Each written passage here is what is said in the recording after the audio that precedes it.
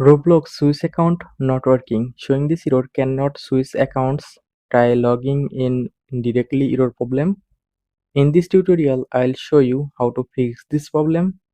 So let's see the step. For fixing this problem, first of all, you need to update your Roblox apps. So go to Play Store and then click on Search app. Now search Roblox. Update your Roblox apps in latest version, if available any update version. After update your Roblox apps, now find Roblox and then long tap on Roblox apps. Now open Roblox app info. Click on I button or app info. Now scroll down. Click on storage option. Click on clear cache option. Don't click on clear data option. Now go back. Click on force stop. Click on OK to confirm.